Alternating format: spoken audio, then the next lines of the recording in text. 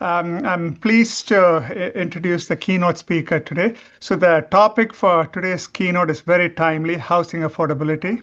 We have been hearing about this in all of the news media and everywhere. We have been reading about housing affordability or the fact that it's not affordable anymore. And there's no one better than Albert Zais to address this critical issue facing this country, especially since Professor Zais was recently awarded the David Ricardo Medal by the American Real Estate Society, which is awarded to someone who has done a lot of research and has a lot of knowledge about real estate topics. So congratulations, Albert, on that one. Professor Albert Zais is the Daniel Rose Professor of Urban Economics and Real Estate at the Massachusetts Institute of Technology. He serves as the director of MIT's Urban Economics Lab, which conducts research on real estate economics, urban economics, housing markets, local public finance, zoning regulations, global real estate, and demographic trends affecting urban and real estate development worldwide. I had an opportunity to visit the site, and it's just a lot of cool and interesting things. So please, if you have a chance, go and look at the site, and you'll learn a lot about real estate economics. Before joining MIT, he was a research economist at the Federal Reserve Bank of Philadelphia and an award-winning assistant professor of real estate and economics in the MBA core program at the Wharton School. He currently serves as a visiting scholar at the Federal Reserve Bank of Philadelphia, a research fellow at the Institute for the Analysis of Labor, a board member at the American Real Estate and Urban Economics Association, and he's also the editor of the Journal of Housing Economics. He holds a BA in economics from Universitat Autònoma. I'm going to kill this pronunciation. Universitat Autònoma de Barcelona, and a PhD in economics from Harvard University. Albert, it's a privilege and pleasure to have you with us, and I look forward to listening to what you have to say about housing affordability. Thank you. Thank you. Thank you so much for the very kind introduction. It is truly my pleasure. I'm going to share my screen and share my slides. So if anyone doesn't see this working, please let me know. But I'm assuming now that you're all seeing my slides. And this is a topic that I was thinking about. Should I start with a bit of a light touch of a joke or not? Because it's obviously a very serious topic. But it's also a topic that it's becoming something of, something that's becoming common and everyone's talking about. And, especially for young people, as many of you in this audience, people have a hard time actually now getting into the housing market. And it's not just about the United States. It's really a truly global affordability crisis. So let's think a little bit about this crisis. First, why we have this crisis. And then let's think about policies, specific policies that can help us get out of this crisis. So the first thing to realize is that, housing prices have been growing. Obviously, we had a run up in from 2001 through 2005, and then the global financial crisis hits. The mortgage markets are completely annihilated, and housing prices come back down in many metropolitan areas. But then they come up with a vengeance from 2013, and these are CPI adjusted. By CPI, I mean adjusted, I mean that I already took out the inflation. So these are real housing prices. And if you look at here, say if you're focusing, for instance, in 2013 or 2012, you see a really big change, 80% higher housing prices today in real terms already than they used to be before. Now, it's very important to realize that this is not only an American problem, not necessarily because we necessarily are focused on other countries, but because we can learn from the experience in other countries. And this is not more important than in the 2001-2006 crisis that we had here, where we had a lot of explanations that were very US specific. For instance, the subprime market, or behavioral explanations that people thought it was about irrationality and people are becoming exuberant and irrational. Well, those explanations are very difficult to reconcile with the fact that in many other advanced countries, OECD countries, you had exactly the same run-up on prices. Is it that consumers in France, Italy, Ireland, Australia became irrational at the same time? I don't think so.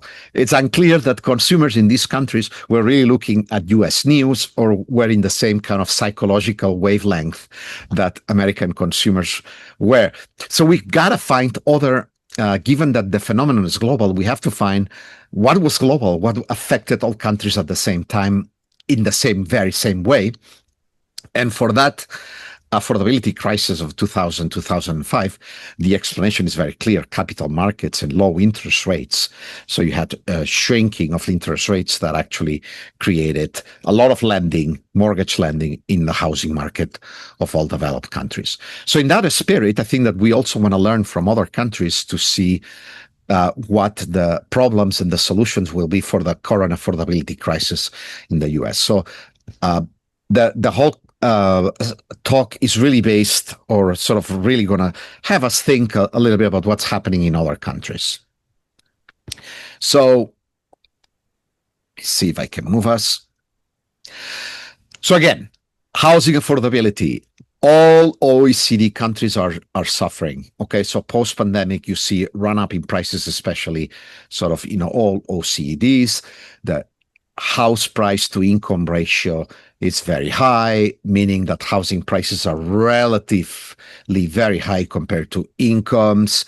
In many countries since 1995, that ratio, the price to income ratio, is going up, meaning that given your income, housing prices are becoming more and more unaffordable or more difficult for you with your income to buy housing.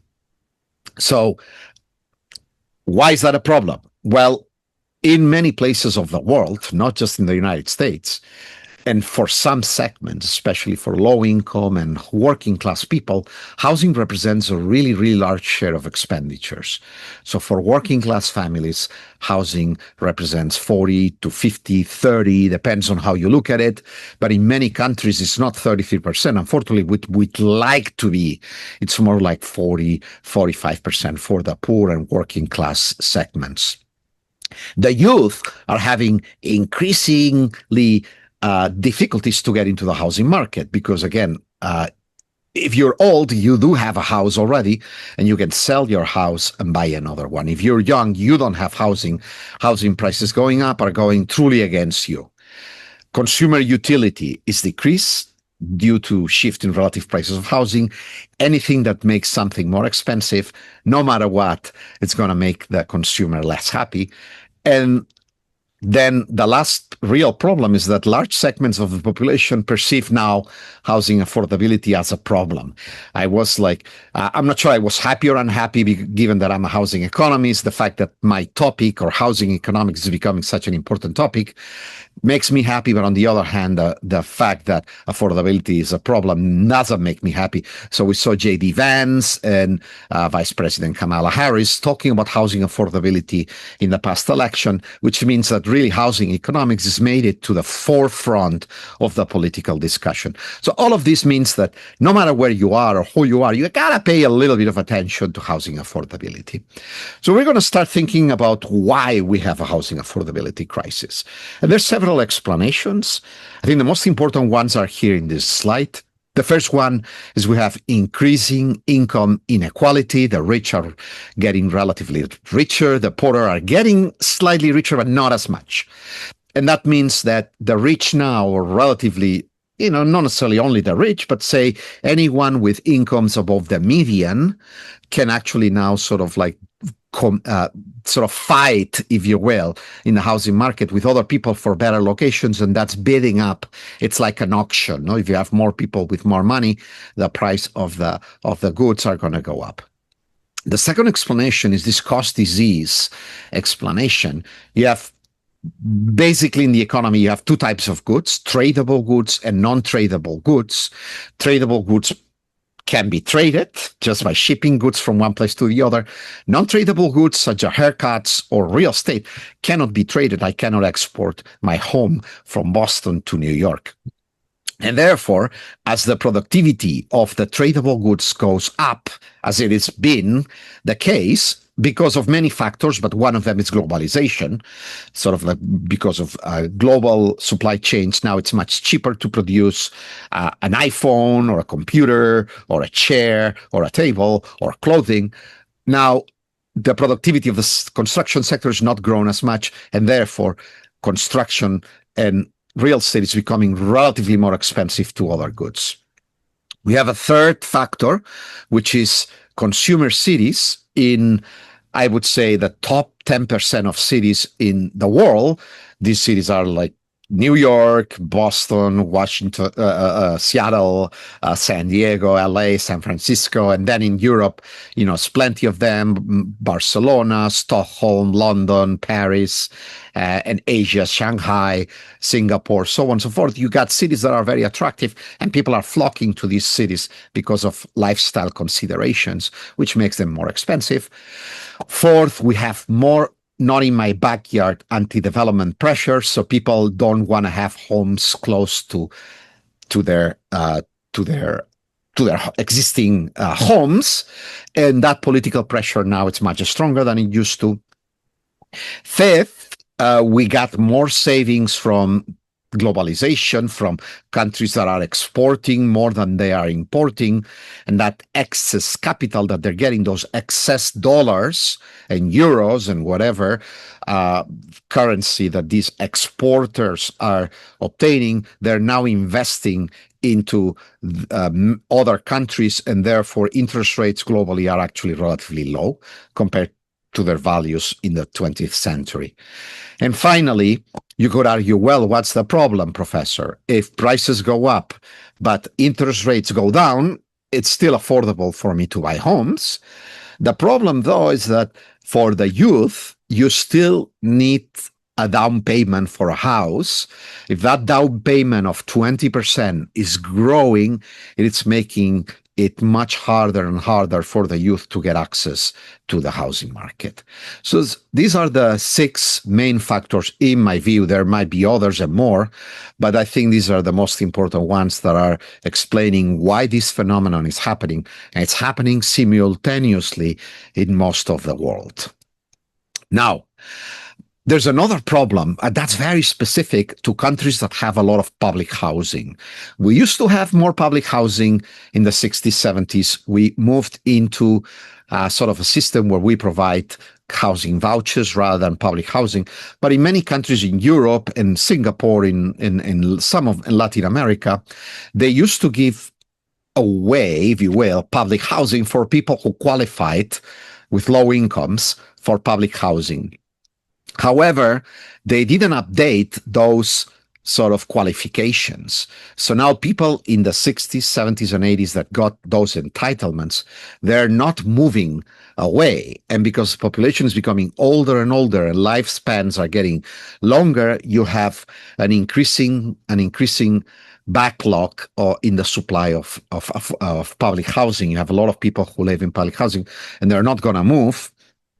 And that makes it harder for the youth to access public housing.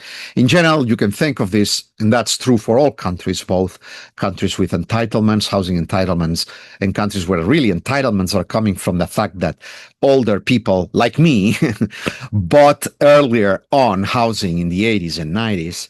You can look at this graph. So you have this center city. So assume that this red point here is the center city, and this is housing in 1994. We all bought homes. They're convenient to all services.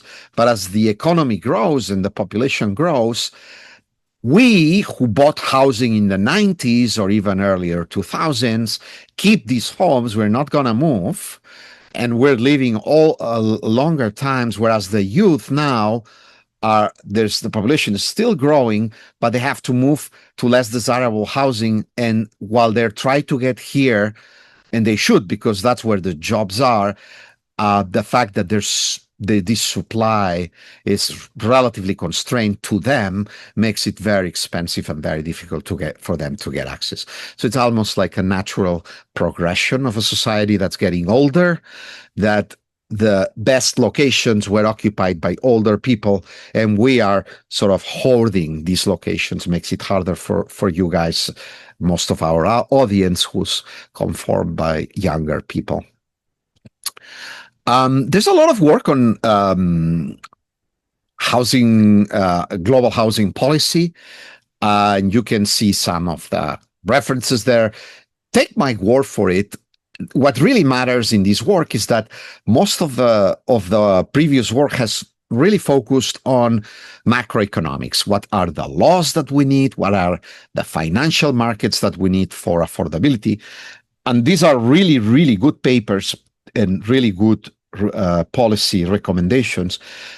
But I think we also need more policy sort of levers that have to do with the very local governments, not just the macroeconomists, the central bank, and the central or the regulators at the central government, but also states, localities, counties, so on and so forth.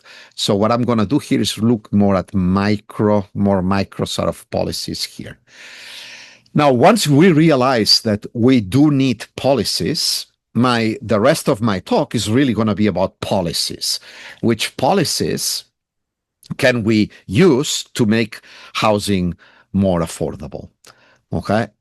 And now, before we even try to attack the problem, very importantly, you guys have to think about what are the objectives of the policies. Part of the problem in housing affordability and policies directed to mitigate housing affordability issues has to do with the fact that the policymakers have very conflicting objectives. And with conflicting objectives, you cannot do really well. Okay, you got to think about maybe if you have two conflicting objectives, you have to have at least two policy levers to fight the two different problems. If you try to fight 20 problems with one single policy lever, you're gonna probably not achieve any of those objectives. So now let's think about the conflicting objectives of housing policy. One of these is providing affordable housing versus income mixing. We want affordable housing, but if we have large numbers of very deprived, poor families living in an area, that tends to be associated with social problems, lack of access to jobs, so on and so forth.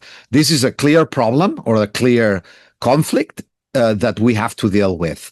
So maybe we don't want to find the very cheapest housing where we mix all these poor people. We have all these poor people living in the cheapest location, but maybe we want to mix in people in different incomes in order to get better outcomes.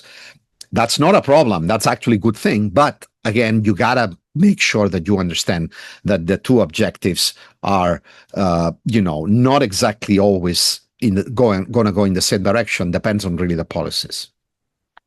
Affordable housing versus site quality. In many countries, as in the US, we try to find cheap sites to allocate site affordable housing.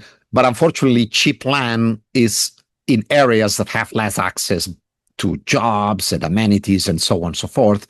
So then there's a trade-off between the cheapest locations and which provide more affordable housing and the quality of the sites for people who live there. Affordable housing versus local economic development. Some advocates or even policymakers in the affordable housing arena are thinking of affordable housing as a way to improve local communities. And that's fine, but it might not be the cheapest way to provide affordable housing. No, because it's very difficult to reignite or sort of like re-energize a community that's not doing well.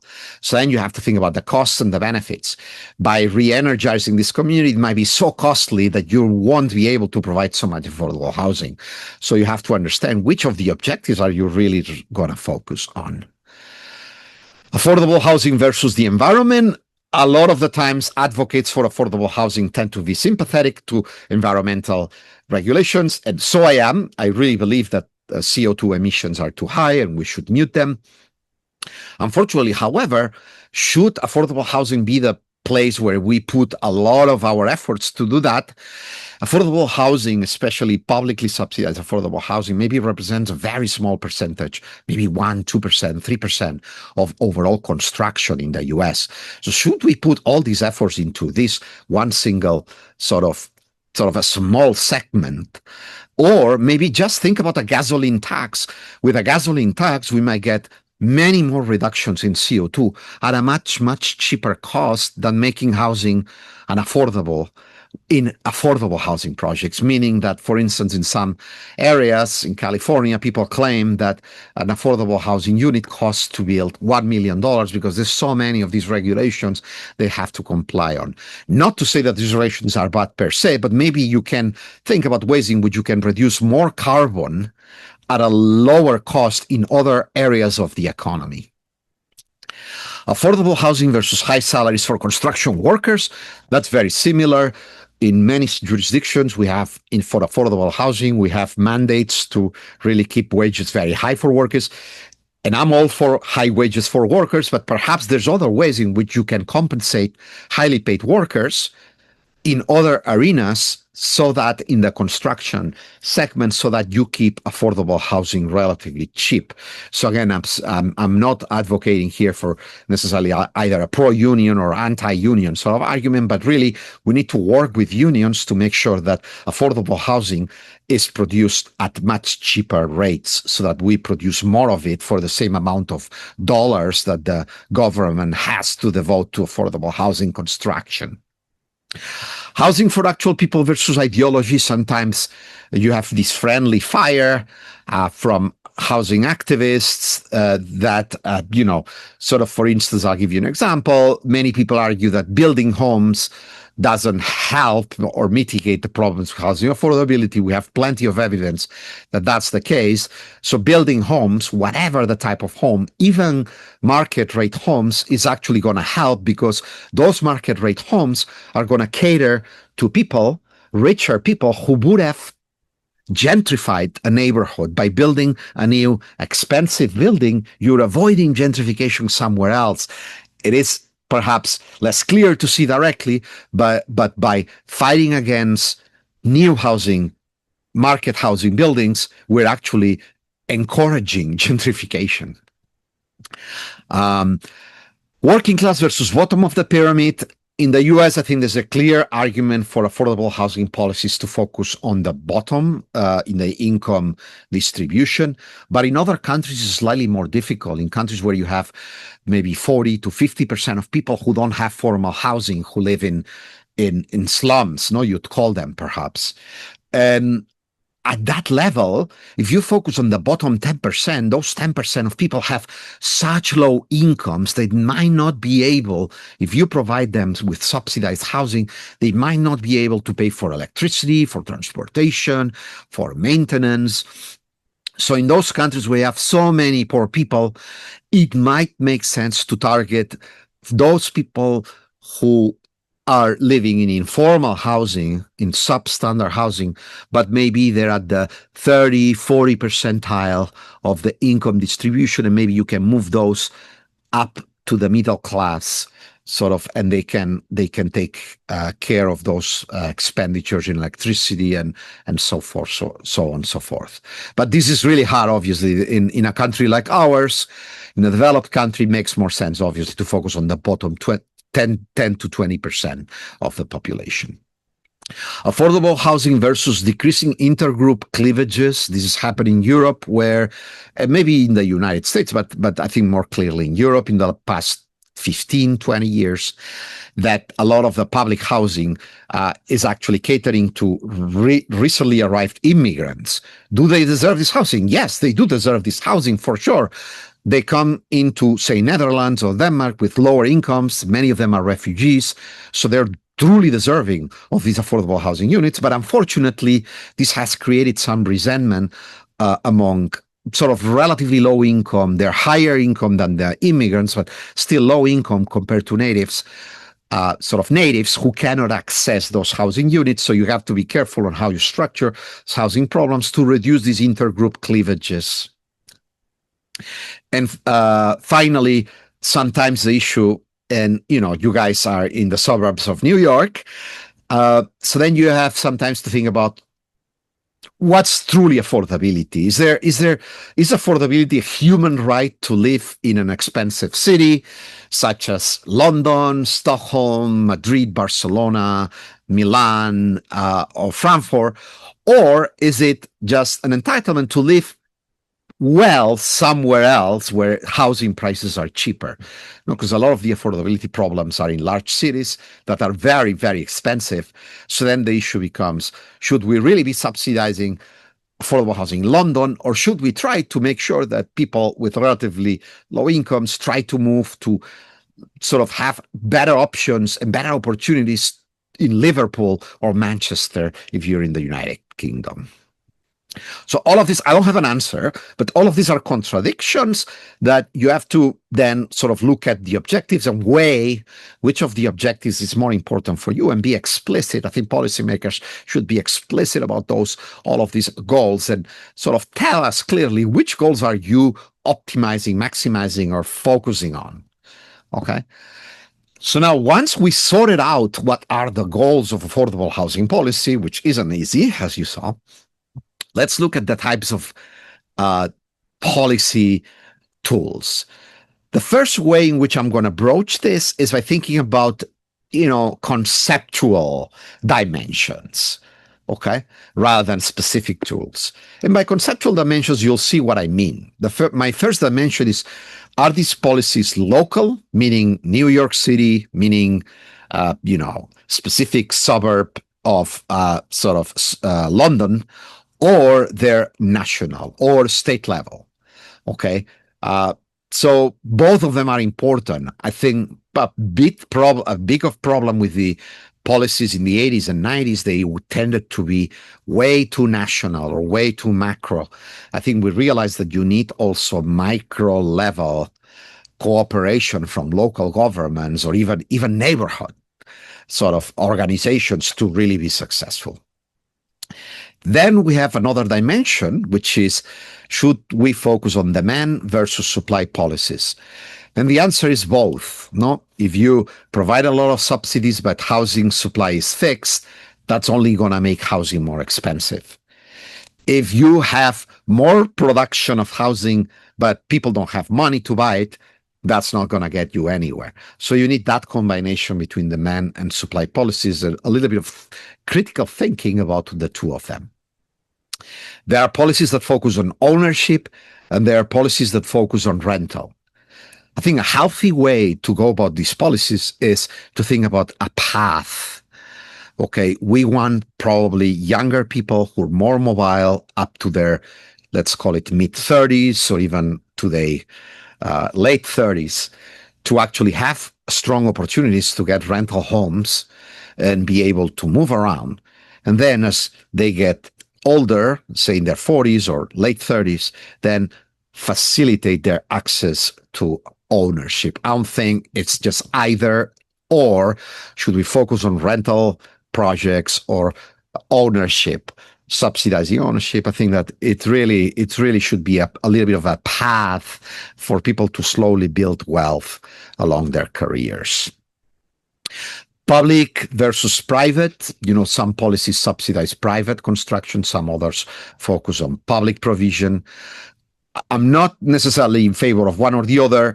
You got to look at the cost benefit. If you do that, most of the times you realize that private policies or policies that are affected by the private sector tend to give you yield better high cost benefit ratios. But if you have a very good housing authority, as in Singapore, you own the land and you're administratively very efficient, that cost benefit might as well go into the public sector. So in my view, don't be too tied up by these kind of distinctions. Just focus on what gets more people housed at the lowest cost, so you get many more. Then we're talking also about de jure versus de facto. That's important because a lot of the discussion, again, in the 80s, 90s, early 2000s was about what laws we need. But the reality is that at the local level, you have corruption, you have municipalities that are just going to change their behavior. People are going to change their behavior. So you want to make sure that the policies are going to have a de facto impact on affordability, not just, the laws look like they're progressive or they're helping.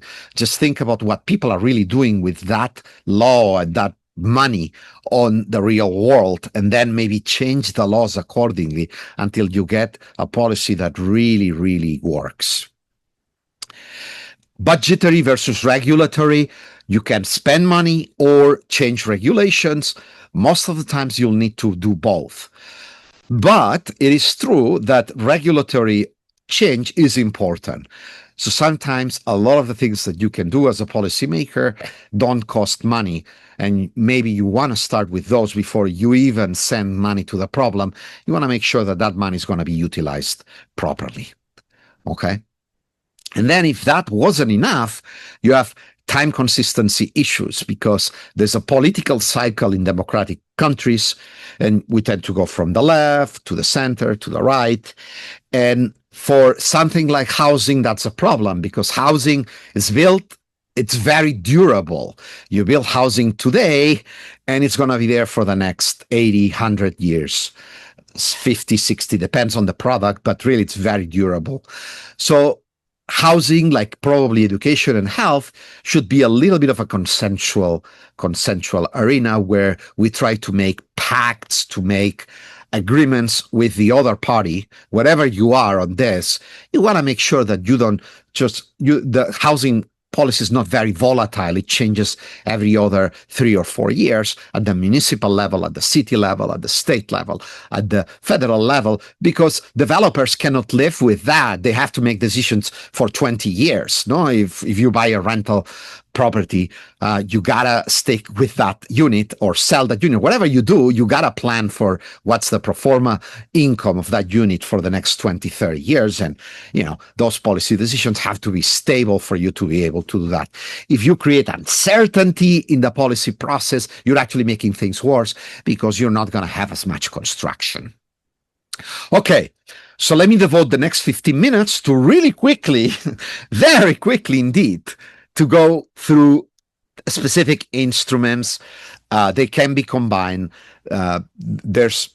Because they can be combined, these 30 instruments that I'm going to annotate have 2 to the power of 30 combinations. It's almost an infinity of combinations.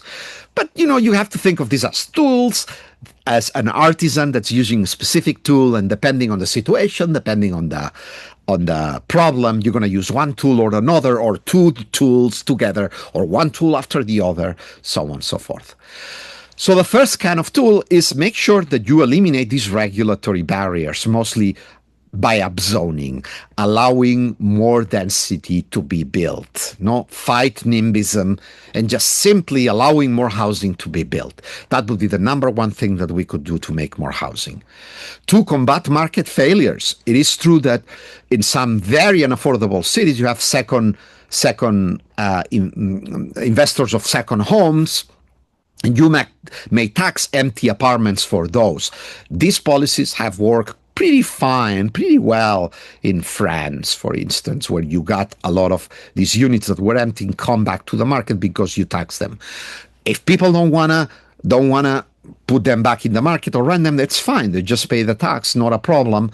That might be used for other affordable housing policies. Facilitate filtering, as I discussed. If you build filtering, means that as you build more new homes, the older homes are becoming relatively less attractive to high-income individuals, and means that these homes are filtering down, as we say in housing economics, meaning that they're becoming more affordable to lower income, working class and lower income individuals. So paradoxically, by building more expensive luxury homes, you do tend to see more homes being not gentrified by high income people and therefore filtered down to the low income sort of like segments of the market. Rent of price controls, economies, we don't like those. And eviction moratoria, because they're untargeted. You might end up providing benefits to people who are very well off. They reduce the rental stock and the quality. They reduce mobility because people don't want to move out of their rent control apartment. They generate black markets. So generally, we don't tend to like these instruments. But if you must do them, you really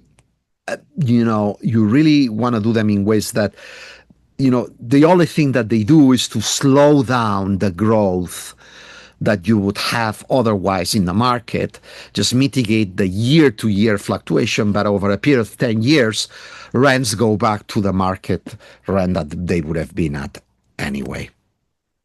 Reducing credit costs, that's another type of affordability process where you reduce the cost of the interest rate to a mortgage. The problem with those is that they're very expensive and they're not very well targeted. I'll give you an example later. Reduce mortgage down payments, and that's okay for families who are really close to be able to afford homes otherwise. But if you provide down payment assistance to very low income housing that cannot truly pay for the mortgage and the electricity and so on and so forth, you're just putting people into subprime debt in a way. So for those people, rental policies might be better until they obtain enough equity to actually then put down money for a mortgage. So they're not necessarily bad, but you got to be careful in targeting. Provident funds, you force people to save. So when you're 20, you have to 1% of your income is going to be devoted to a saving account, and that account is going to be used for affordable housing. Cross collateralization, this is important, sort of reduce the risks of one project with another. So for instance, if you're producing a lot of market rate home, maybe you can have a little bit of a tax on that to cross-collateralize or reduce the risk of affordable housing development. But note that for that, you have to have both affordable housing development and market rate development. Otherwise, this is not going to work. Sites and services, so provide people with just a plot of land and let them self-build. This is done in developing countries. Slum improvements, land regularization and entitlement, where people don't have access to the title of their properties, so provide them with titles, even if they sort of use the property without the proper title. You know, obviously they're very poor in many areas of Latin America, India, and Africa, and they need to be housed somewhere. So by accepting the fact that they're really occupying that piece of land, they might be able to actually invest in their plot. Okay. Now, I told you I go back to mortgage subsidies. The problem with mortgage subsidies, you can have these circular fire squats, no? Which, okay, we're providing cheaper mortgages to everyone, but you know, everyone is going to the market and demanding housing. So that's actually putting pressure on the housing market by providing untargeted subsidies to mortgage rates. The only thing that you're creating is this kind of competition, no? That everyone has very cheap housing mortgages, and they can shoot against each other or compete against each other in the housing market and making housing more expensive. So I'm in favor of the repeal of the mortgage interest tax deduction that we have in the United States. In the Netherlands, we have good experience from the Netherlands where they did that. Remember that right now, if you buy a home, you can deduct the mortgage interest rate on that. They repealed that. They took that away in Netherlands. And what happened is that housing prices went down and the indebtment of families actually went down too. Okay, because again, you were arming each consumer with very cheap financing, but because you do that for everyone in the market, you ended up with more expensive housing and higher debt. Okay, there's other sort of, in terms of redistributing risks, there's other countries that have risk insurance for rental housing. So if you have people who are very poor and you might have to evict them, how about we have a tax where we tax everyone so that we pay a little bit in case of a default of someone who's very poor, and then we compensate the landlord with that insurance so that we don't need to evict anyone. Construction costs for social housing reduction. We talked about this a little bit. Perhaps environmental and labor laws are important 99.9% of the time, but maybe for affordable housing, there could be some waivers there. Reduce onerous ancillary requirements, sort of parking, setbacks, very expensive setbacks where you reduce the amount of land that can be developed and make it more expensive to develop, modular and prefabricated homes. So in most of the Northeast and California, it's very difficult to bring in prefab homes. So make that easier. Self-construction, reusing commercial assets. We're doing that now in New York, empty offices, so on and so forth. Increasing the occupation density of a current stock. Let me show you an example. This is one of my students who created this website called Nesterly. And this is a service that there's a lot of older families and people who live by themselves, and maybe they live in an apartment or a house that has 4 bedrooms, 3 bedrooms. They used to have families, children got older, and they now live by themselves, but they have 4 bedrooms in their home. So Nesterly is just a matching service that matches together elderly people who have lots of bedrooms in their homes with younger people, students who can actually rent at a discount. And they can even pay a little bit of the rent by providing services such as like cleaning, chores, buying groceries for that person. One, we're using housing more intensively, the housing that we have. That person is not alone, and the young person is getting cheaper housing. So it's win-win-win on all dimensions. Accessory units. In Toronto, now in Boston, we passed laws that allow for the construction of these small units that in the long run can actually increase the stock of housing by 15%, 20% if things go well. Renting, same thing with second floors in slums. People are building second floors and they're using them for rental. We tend to believe that, despite the fact that perhaps, if you look at these homes, they don't look the prettiest, that you'll find they're actually providing a lot of affordable housing for people in these slums. And that's kind of low quality housing stock, small sized units. So why don't we have more production of 1,000 square feet, 800 square feet apartments and homes, small homes for young people in the US, in many other countries? Increased urban footprint in greenfields. Again, try to make use, reduce setbacks and make use of more the land. Mandatory inclusionary zoning. It's a tool. We don't tend to like it because, again, it tends to make housing more expensive. It tends to be better to provide density bonuses in exchange for social housing. So you provide the developer with the possibility to increase the footprint in the specific site, and with part of that money, that extra money that they get from developing more units, then they can devote to social housing. Demand side subsidies for home buyers, they're not a good idea until they're very targeted, because again, you cannot provide a subsidy to everyone. Therefore, you're going to increase the prices in the market. Supply side subsidies to builders.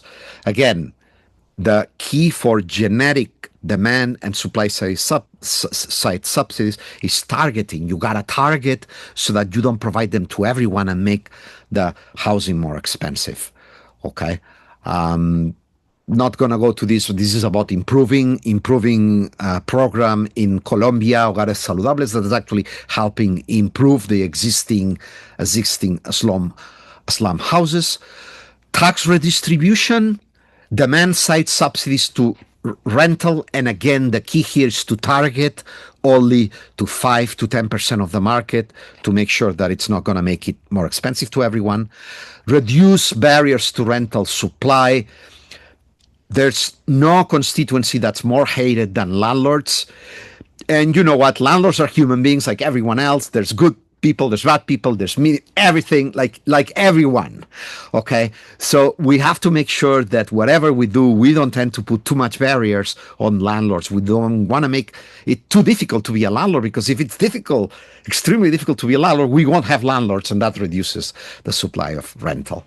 Cross subsidies for master planning. I'll show you an example here. public and NGO land ownership, and nonprofit developers. That's a very interesting sort of a type of developer. I have a friend of mine in Panama who's actually a developer and provides one affordable unit for each market unit that he does because he likes that. But for that to be the case, you need that people in the affordable housing community want to be entrepreneurs. Unfortunately, we have a bit of a cleavage here. Some people want to be entrepreneurs in real estate. Some people want to be in affordable housing. Why not combine the two and produce housing, build housing, and try to do it in a more socially sensitive way? Again, this is for large projects. You can, again, cross-subsidize the money that you make on the non-affordable part can subsidize partially the affordable part. This is mostly done via PPPs, public-private projects. Okay, not going to go into detail, but I think I'm a fan of macro developments. People are becoming very skeptical about very large, sort of 10,000, 5,000 unit housing developments, but I'm not against them, okay? And sometimes because they do produce more housing, oftentimes people are negative about them because they believe they're environmentally negative, no? So they use green lands, pieces of land that otherwise would have stayed green. The reality, though, is that in most of our suburban and urban areas, the green pieces of land that we have are not contiguous. They're very fragmented. They're not contiguous to other green pieces of land. So they really don't have a lot of high environmental value because animals cannot go there. Trees have a hard time growing there.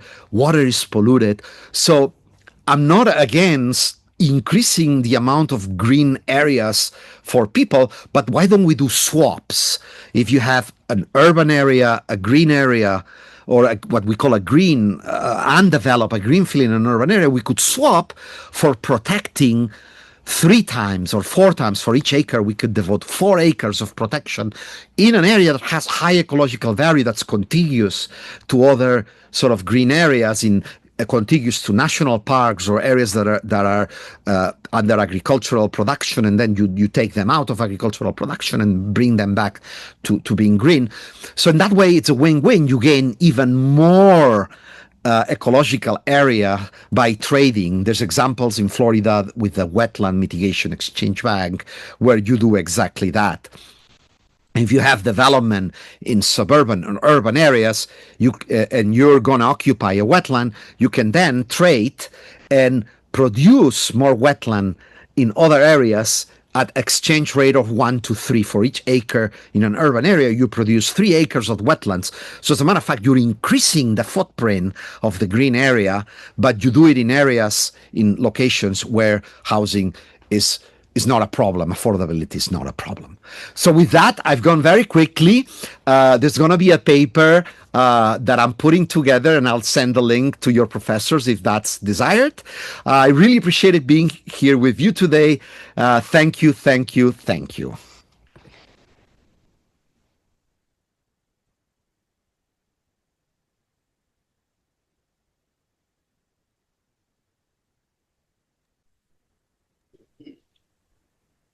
Hassan or Ashira, who's taking over? You want to unmute yourself? Yes, exactly. Thank you, Albert. Wonderful, wonderful. We all look forward to receiving a copy of a paper, and I promise we'll put it, on Canvas, and we'll be in touch. Michael, are you there? Michael, Professor Zhao? Yeah. You need to take over. Okay. Very good. So, welcome everyone. It's great to have you here with us today. I'm Michael Zhou. I'm the moderator for the next panel discussion. We have a fantastic lineup of 3 panelists who will be sharing their insights on real estate, affordability, and the technological advancements with us today. Each speaker will give a presentation lasting about 15 minutes. After all the presentations, we will open the floor for a Q&A session. We kindly ask that you hold your questions until all panelists have spoken. So with that, let's get started. So our first speaker is Ms. Lillian Chen. Lillian is the founder of Protimo, building the 10x real estate analyst that makes institutional knowledge, tools, and resources accessible to everyday investors. She has advised on more than $10 billion in commercial real estate transactions across 200 plus firms, from first-time investors to institutions with billions under management, and has taught hundreds of high net worth individuals the fundamentals of real estate investing. Lillian earned her MBA degree from the University of Oxford. So Lillian, the floor is yours for the next 15 minutes. Welcome. Thank you so much for having me, and it's a pleasure to be here. So let me share my slides and then we'll dive right in. Okay. All right, can everyone see my slide? Great. Okay, let's see. We can't see the Just slide give it a yet. little time. Yeah, Okay, it's a loading. perfect. All right, well, so hello everyone. I'm going to do a quick introduction of myself as well. So, like many of you, I am a Gen Z-ish and millennial, and I've been in the commercial real estate industry for about 7 years now. And I went from a pretty traditional background working as a financial analyst in a development firm all the way to trying to figure out what I want to do. And then currently what I'm doing now is I am founding my own tech startup that builds software and AI tools for the commercial real estate industry. So what I'm really passionate about is teaching the real estate industry how to think about AI, and as well as building the solution that actually works for the industry.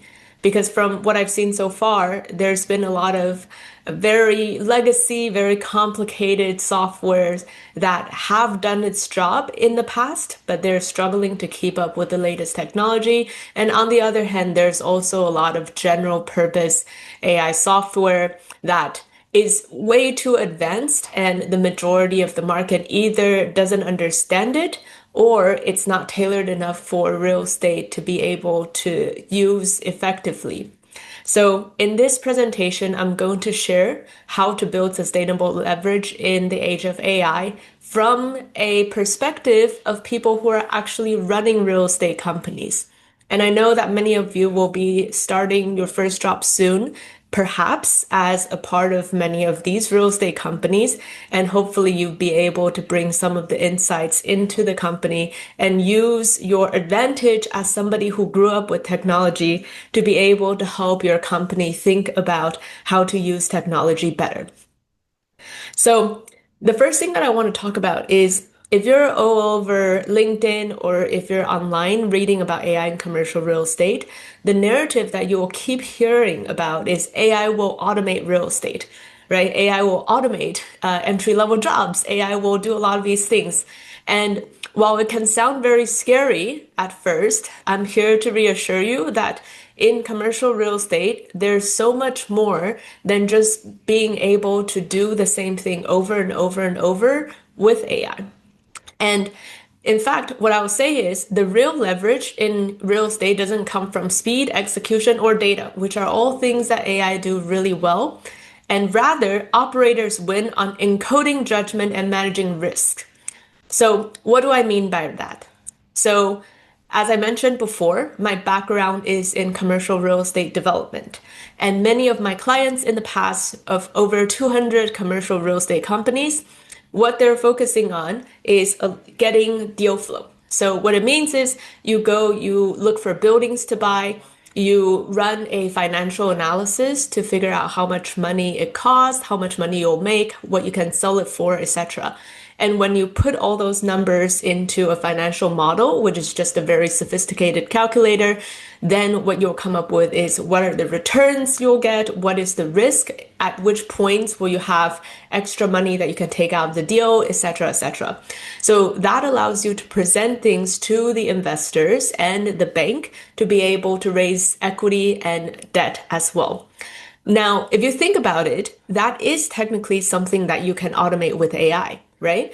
So when you're sourcing deals, you can just browse the internet, look at all the listings, and then use AI research to pull the information from those listings to put it into a financial model, which is just a, calculator, right? So computers can do that.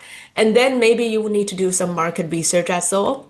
So what we do is you can use deep search of any general LLM to be able to understand what are the typical trends of the market. You can even do due diligence. So due diligence is just an investigation before you close the property to say if there's anything wrong with the ownership, or we call title, anything wrong with the property's condition, with the tenants, etc.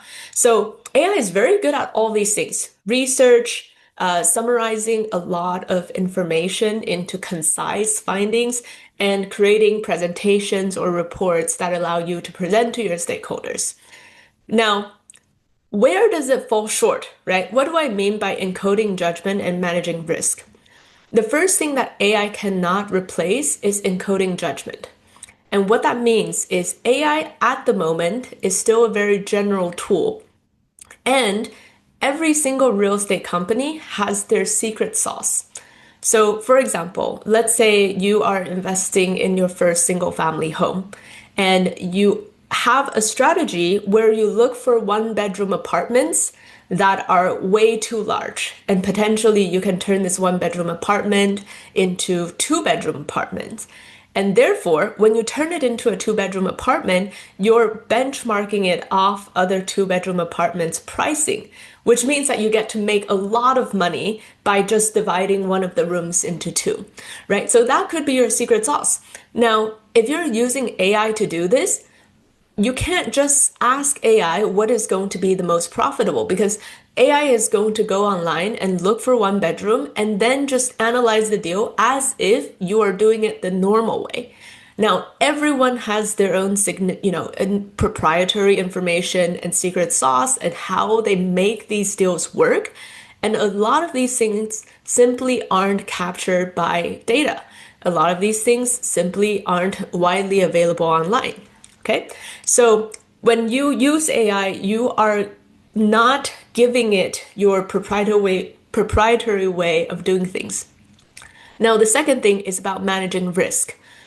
A lot of tasks, roles in commercial real estate is to be that person who reviews a very large transaction and all the moving pieces to make sure that there's so many different people who have looked at it to make sure that it won't go wrong or things are factual, right? If you've ever seen I think the Anna Delvey movie, right, where she pretends to be a billionaire and she somehow managed to get a commercial real estate loan and defrauded all the investors, that was where the system breaks, right? So even humans cannot verify sometimes that all of the documents are correct and everything passes the sniff test. How is machine going to do this? And if the machine fails, then what happens is there's nobody to blame. So a lot of the times the job of the human is not to get things done as quickly as possible, but to be the person who guarantees to say, I've looked at this information, I confirm that it is correct, and if anything goes wrong, I am the person who will be responsible for this. Okay, so how the technology is actually changing commercial real estate. It is changing, right? Because execution is now commoditized. So we talked about deal sourcing, underwriting. You can analyze a lot of deals really quickly and decide which ones you want to make offers on. You can generate investment memorandums. So these are just marketing materials that you send to the bank or investors. You can conduct market analysis and due diligence very quickly.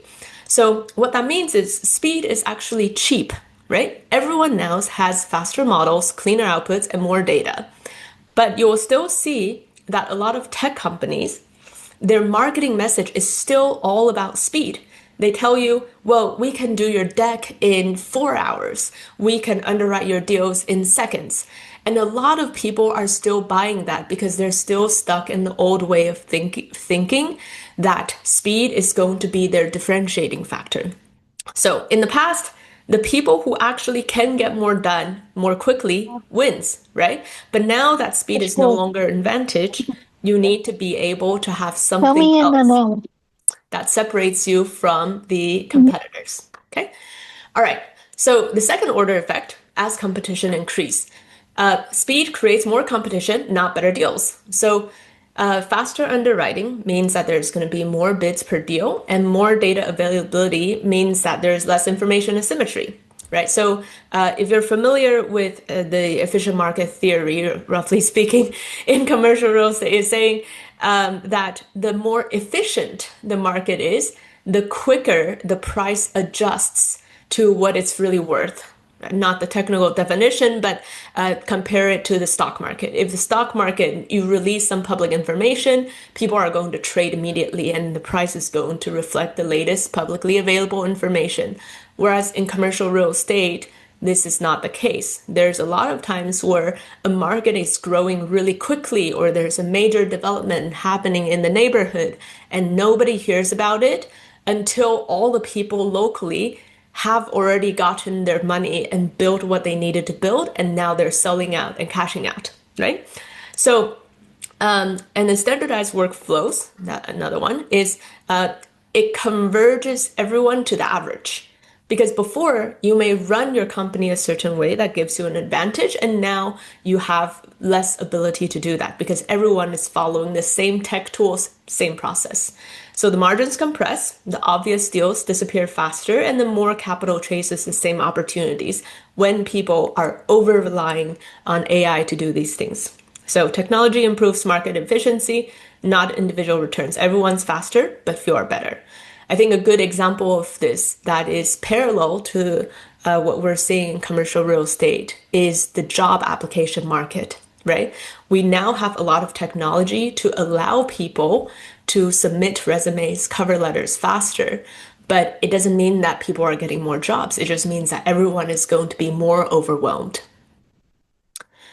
So that takes us to the last point, which is, well, what technology does not change? So true differentiation of what makes somebody a good developer or good broker or good lawyer, it still remains human. So operators can stay differentiated through risk bearing, their ability to invest in deals that other people are too scared to invest in, or other people don't have the capital to invest in, for example, judgment under uncertainty, local knowledge and relationships. And keep in mind, everything that I just mentioned here has nothing to do with technology. If anything, the technology only magnifies the people who are already able to do this, but it doesn't enable people who are not able to do this to suddenly be able to do these things. And the way that I look at real estate is it follows a power law in reality, right? So, which is a small number of decisions drive most of the returns. A small number of operators are able to source the best deals, right? These are the people who go to a real estate operator that they've known for 20 years. And they're the first person that these people call when they want to sell, and they get the asset at 30% below market, right? These are the people who are really operating above the market, and they're not doing it through technology. And then finally, technology optimizes the average, not the outliers. So technology makes competence universal, but it doesn't create exceptional operators. It just makes available what good is to most people, but it doesn't create excellence to the people who want to use technology to become something they are not yet there. So, as a newly grad, there's a couple of opportunities that I would focus on for any firm or yourself that you work on, which is the judgment systems is greater than software. The kind of context, instructions, specific industry knowledge, what to look for in a deal, these encode how decisions are made, and AI can follow those things. And it doesn't automatically come as a default when you just type in any LLM.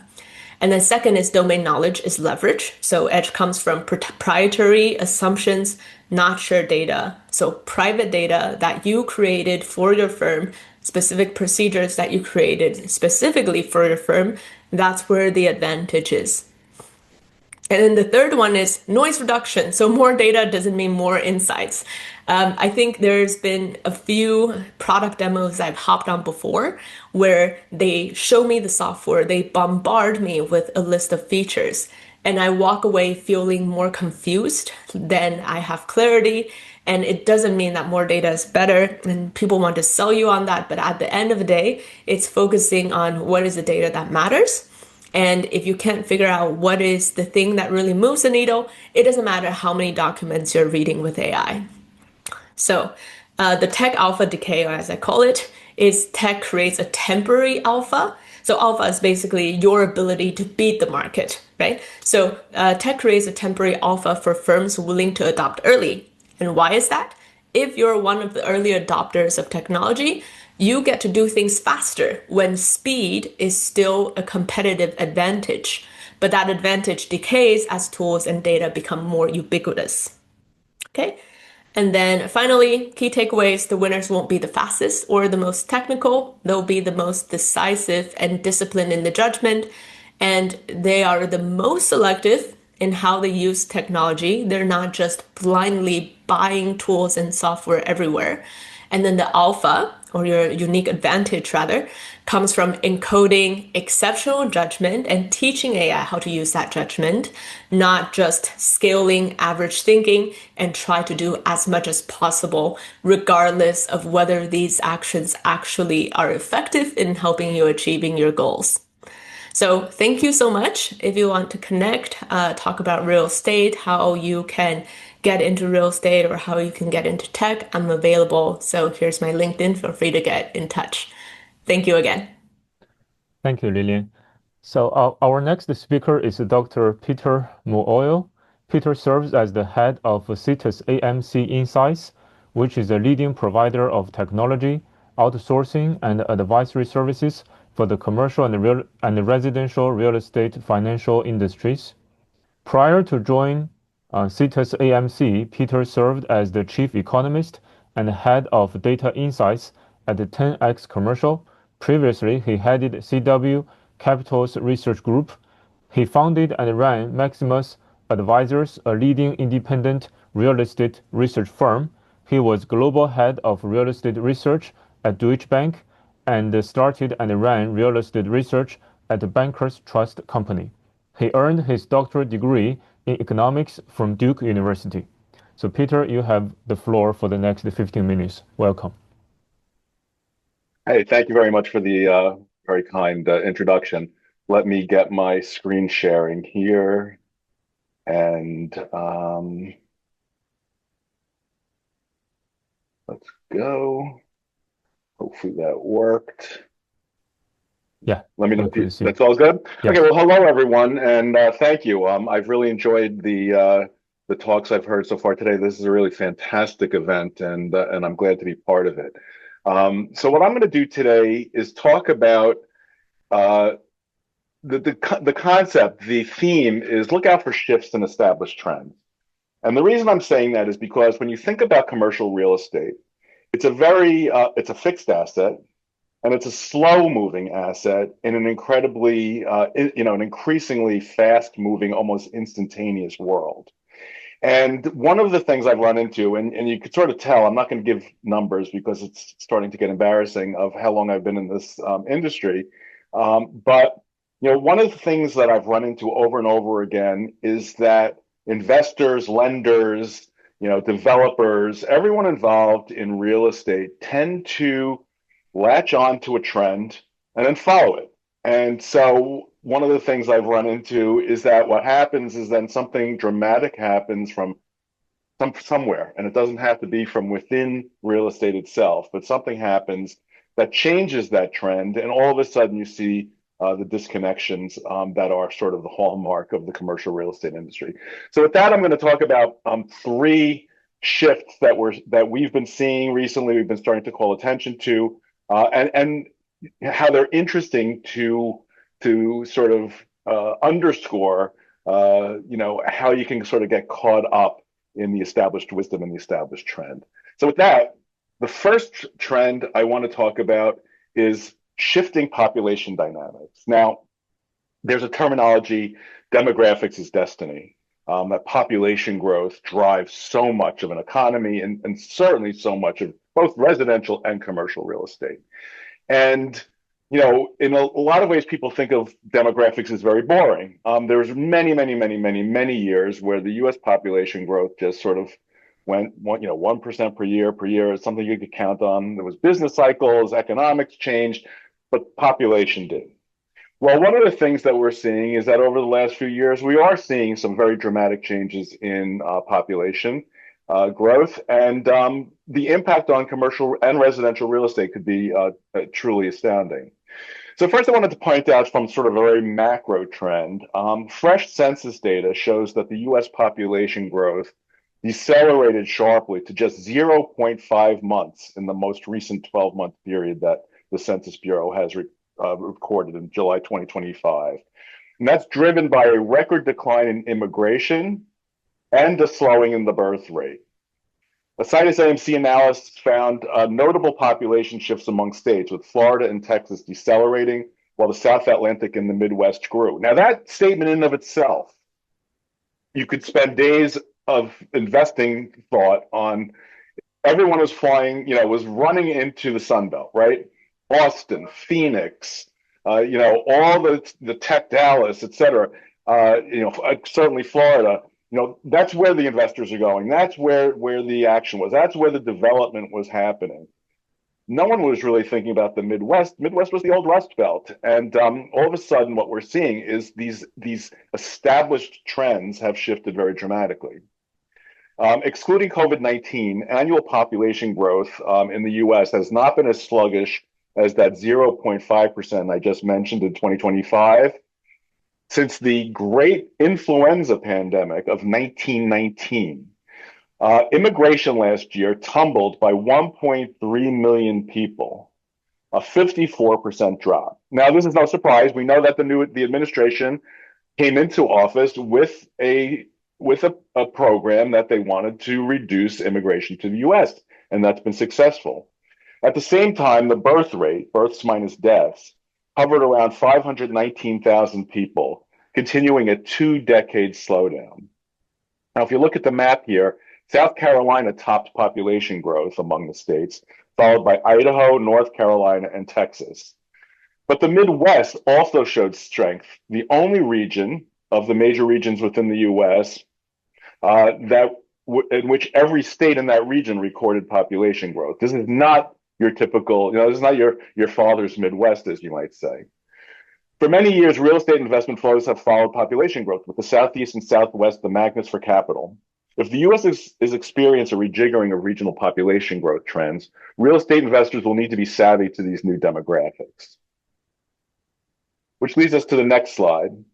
For commercial and residential real estate markets, domestic migration flows are an important demand driver. So it's not just how much is the country growing, 0.5% last year, much slower, et cetera, but it's also which states are growing faster, which markets are growing faster, which ones are growing slower. And a key driver of that is migration flows from state to state.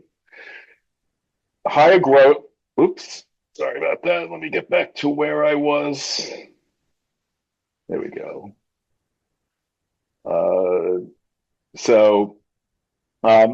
Domestic migration patterns have a sizable impact on local economies and their growth potential, and largely affect the attractiveness of states to workers and businesses.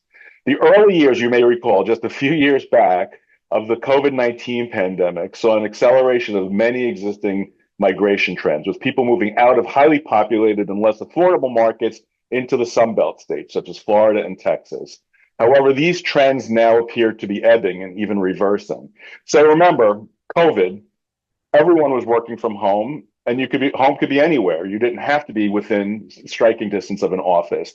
And so all of a sudden it was, it wasn't just the digital nomads all over the world, but you could be anywhere in the country. And that drove, to the earlier speakers,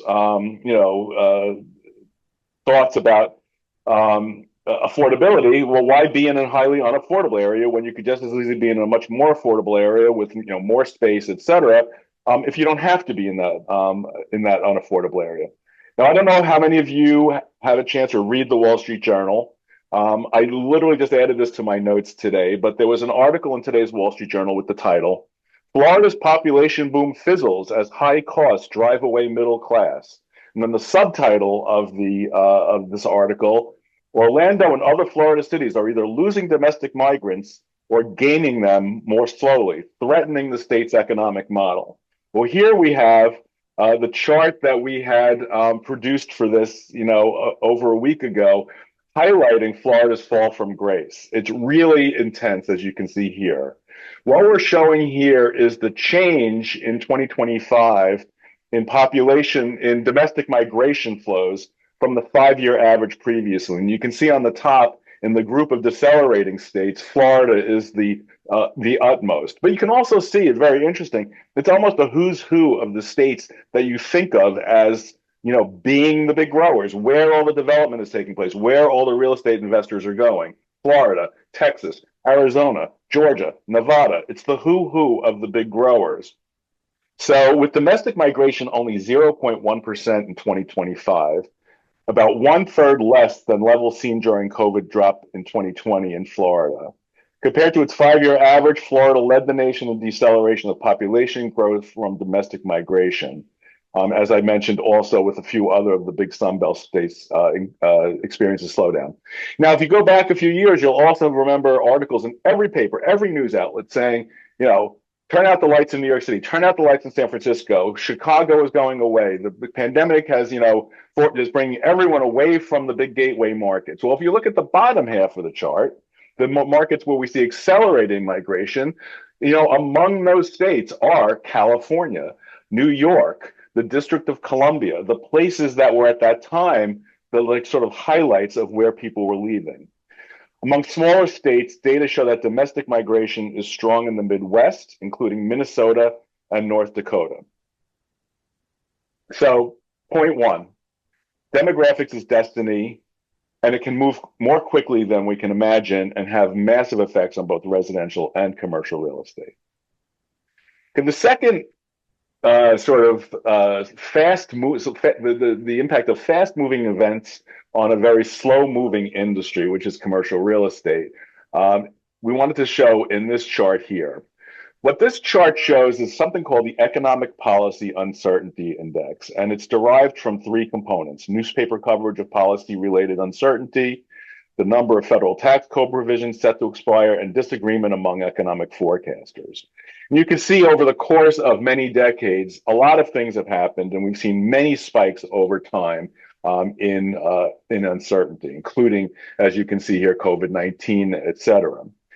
And last year, in April, when the quote-unquote Liberation Day was announced, we saw economic uncertainty jump to its highest level ever, as people and businesses just didn't know what was coming down the line in terms of how this would remake the economy, change logistics flows, change costs, change inflation, et cetera. Now, subsequent to that, uncertainty has fallen back by more than half since the announcement of those tariffs, though it remains, as you can see, historically high. Now, I was interested to see when the Iran war broke out, whether we'd be seeing something, akin to what we saw just a year ago when the tariffs were announced. And we did see an increase in uncertainty, but not nearly on the kind of scale that we saw when those tariffs were announced. But all that said, we are living in a period over the last few years where uncertainty is 55% higher than when President Trump took office, and about 35% above the peak during the Great Financial Crisis, and it's clearly well above the level that we're used to living in. One of my key messages is always, when you're uncertain, you stop, you step back, and you don't act. You wait, you see. For every industry, including commercial real estate and residential real estate, the decision to buy a home, the decision to invest in a building, the decision to sign a lease, all these things in the face of uncertainty become slower. They slow down. They stop. So just one more way of looking at this, taking the swings and uncertainty that you saw in the previous chart on here again, but looking at it relative to the U.S. Treasury, 10-year Treasury rate, which is really the key driver of commercial and residential mortgage costs. Now, most uncertainty-causing events in the past have caused the 10-year Treasury rate to drop. For example, the Treasury rate fell over 270 basis points from the Great Financial Crisis peak in June 2007 to the December 2008 trough. The uncertainty of COVID caused the 10-year rate to fall 124 basis points from December 2019 to July of 2020.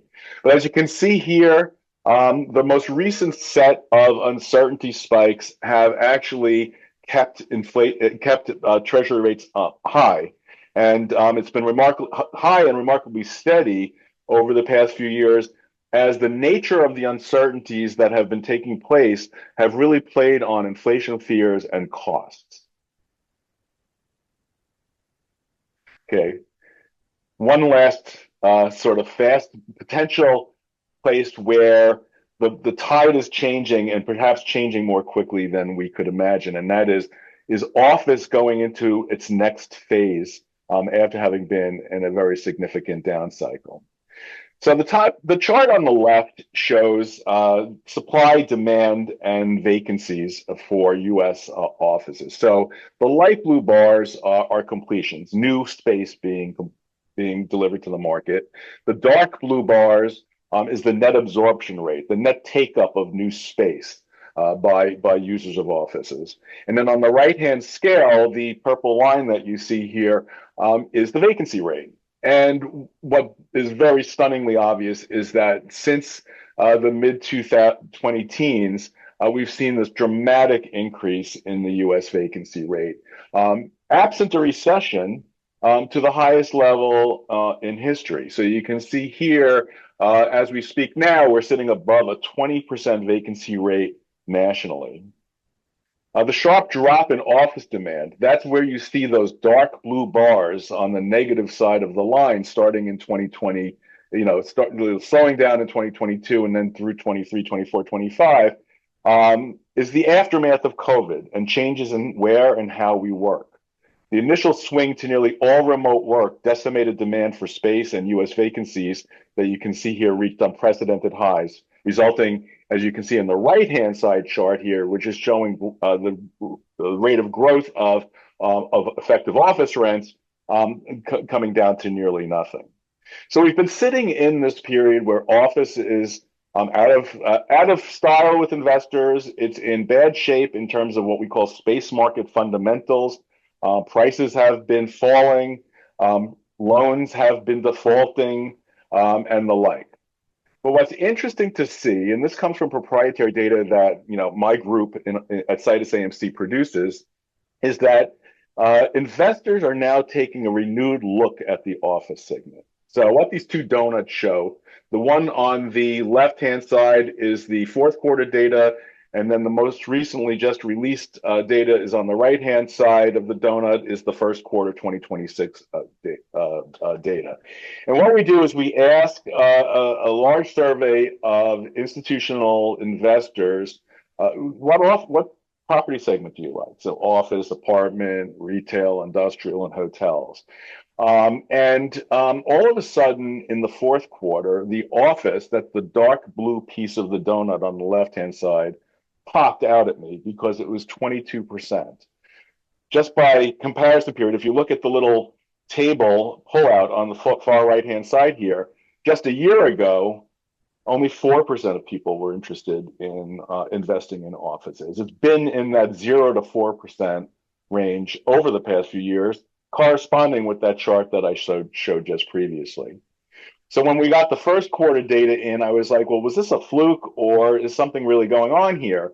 And you can see that on the right-hand side donut, the dark blue area, which is office, shows that it was the preference for 16% of investors, which is not quite as high as 22%, but does show it was it's still far from the 0 to 4% we were seeing. It's the highest preferability rating since the on.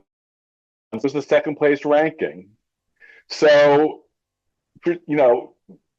what's happening here? Okay, why all of a sudden, if we're just now hearing about office loans defaulting, there's no transactions taking place in office, or very few transactions taking place, what's happening? Well, first of the things that's happened is repricing. Though fundamentals in the segment still remain weak, many investors are optimistic that the segment has reached its bottom, and the repricing of assets, many of which are selling below the marked value, present opportunities for acquisition. And we've started to see Office had the second largest monthly decline in prices among the 4 property types in February, and it was the worst showing in 9 months. February pricing was down for offices, was down 22%. That's a 22% decline from its COVID-19 peak in June 2022. However, the pricing has also shown a big bifurcation in the office segment, with CBD, Central Business District, downtown office prices worse than suburban. Institutional investors Peter, were you net. have I'm Peter, sorry. you have 2 minutes to go. Okay. You have 2 minutes left. I hear you. Yeah. Institutional investors were net sellers in 2025. However, the segment's recent repricing is becoming attractive for some opportunistic buyers. What else is happening in office? The changing nature of work. I mentioned previously, during COVID, it was fully remote. More and more, you're seeing back to the office. Even if you're back to the office 3 days, 2 days, 4 days a week, you have to be in an office. And so it's increasing the demand for space. And then finally, and this was mentioned by our first speaker as well, is conversion opportunities. Opportunistic investors are noting that changes in office demand are creating opportunities to reposition or convert underperforming properties, particularly into residential uses, offering alternative paths to value. So I'm just going to go really quickly through these. You can see that pop up on the right-hand side in the number of office conversion projects that are taking place.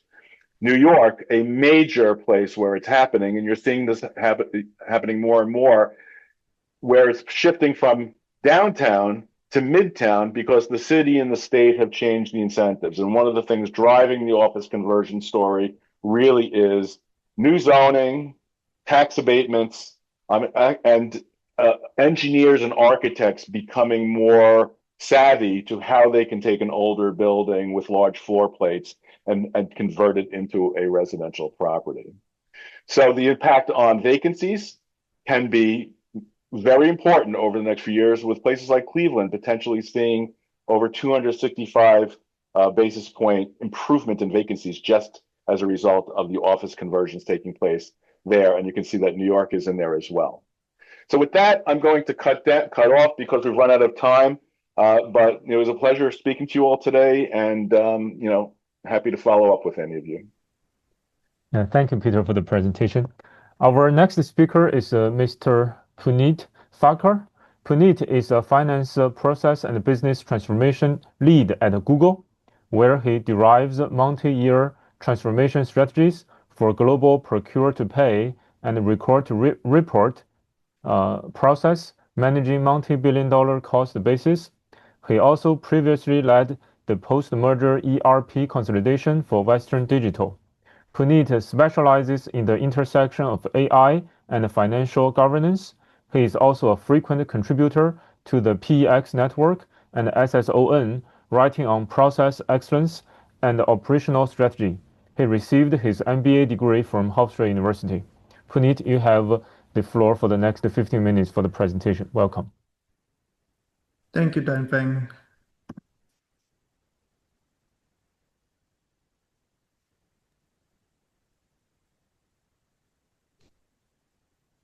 Yeah, we saw, yes, now we see your presentation. Yeah. Okay. Okay, let me know if you're able to see my screen. Yeah, we're able to see. Yeah. Okay. Yeah. Good morning, good afternoon, So, everyone. by the way, sorry, we see the script. Okay. Yeah, this is the presentation. Yeah. Cool. Give me just a second.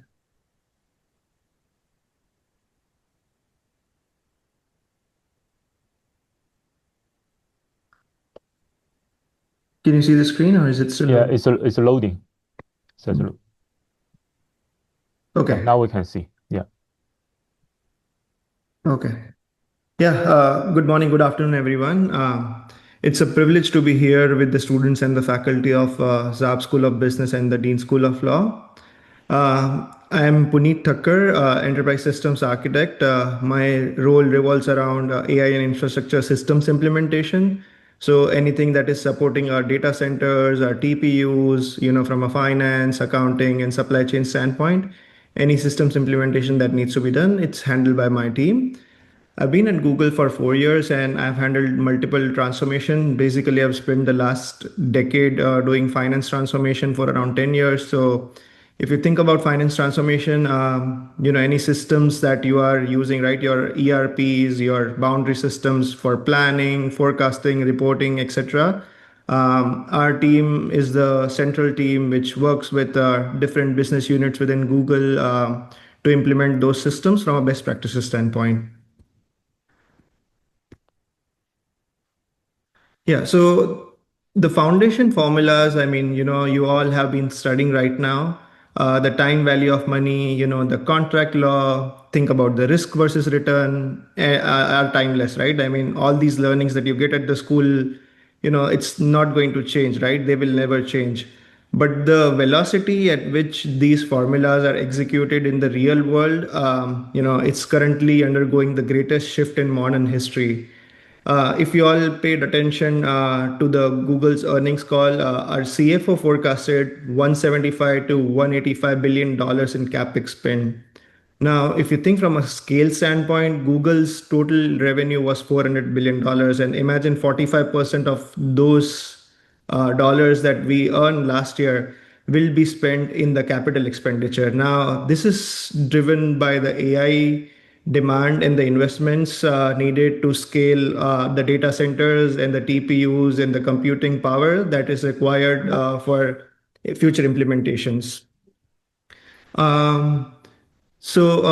If we think about it, right? I mean, when you want to like last year was mostly about generative AI, right? Where AI acts like a fancy calculator waiting for your prompt. And then now this year, starting this year, you have seen a lot of Claude Cowork and other, agentic AI applications that are acting like your autonomous digital workers, right? So what they do is like, in the past, we were just using AI for back and forth communications and mostly like, we were using Notebook LM for certain of the things. But now we have actually implemented AI agents to do some complex financial transactions. Anytime if we receive any contract, right, our analyst, before they read the contract, it goes through our AI parser and it will highlight all the terms that we would want to review before making any decision. And they execute this complex transaction, read contracts, and make these binding operational decisions in real time. So today I want to show you how these agents are rewriting the reality of enterprise real estate. So yeah, let's look at this, right? How this changes the real estate investment. So I'm pretty sure in your finance classes, you learn to build DCF models manually, right? You pull rent rolls, estimated capital expenditures, and you build your Excel spreadsheets. These all processes are slow. It's a manual process, and like if something happens at the scale at which we operate, it can cause some issue, right? So at enterprise level, what we are trying to do is we are shifting to automated underwriting. Now, imagine an AI agent that does not just fill out the spreadsheet, but it autonomously injects massive data sets, including the live rent rolls, the local zoning changes that are there, even the macroeconomic shifts, right? And then instantly run tens of thousands of Monte Carlo simulations to forecast risk-adjusted yields. So this is just one of an example which is implemented by our real estate and workplace services team. So what it does is it does this before any analyst even opens their laptop, right? The math is the same math that you are learning today, but the machine is doing it at the scale and the speed that is humanly impossible. So whatever it used to take our analyst team maybe 2 days of work, now it is done in like less than 5 to 10 minutes, and they already have a head start with this, right? But what you need to make sure is like the data, the foundation that you are setting up for your AI agents is very, very critical, right? So make sure that your data is clean before you start using your AI agents. Now let's talk about another example that we have seen. So this is about the law automated lease abstraction. So for the law students in the room, consider the commercial lease, right? These leases are super long, and historically, an attorney, a junior attorney, or a lease administrator would spend hours manually reading a 50-page document to extract critical dates. These include common area maintenance charges and co-tenancy clauses. And then you have your exhibit E and exhibit F, which are very, very important, right? And then you have your team spend some time, review those things, explain it to the landlord, and see what makes sense in terms of the construction that you need to do for your data centers. But what our real estate workplace team, another AI agent that we have created, what it does is it takes the autonomous systems, ingests those dense legal documents, and it instantly convert unstructured legal risk into highly structured financial data. Um, to give you some examples, right, it extracts the hidden clauses and feeds them directly into the corporate ledger. So that way, our analysts are not spending time reviewing them, and directly they can reach out, and then the turnover is much more faster in terms of signing the lease. Previously, what we used to do is we used to use the turnkey providers, and they were responsible to do that everything for us. But now we have taken this in-house because given the scale that we are in, and we need to acquire a lot of land in order to get our supply chain moving for our data centers and TPUs and stuff like that. So we are doing this with the use of AI agents, right? And then the AI is essentially reading the contract, translating the legal text directly into the actionable financial data in seconds. So before we implement any AI agents, this is the enterprise framework that we use. We call it live enterprise infrastructure. Just to give you some background, right? Most companies try to buy these AI tools, and then what they do is they try to plug them into their business and fail miserably. There is a McKinsey survey out there that 75% of the companies have implemented AI agents, but none of them are seeing an ROI. Why is that, right? See, what happens is these companies, they don't have their house in order before they try to use their AI agents.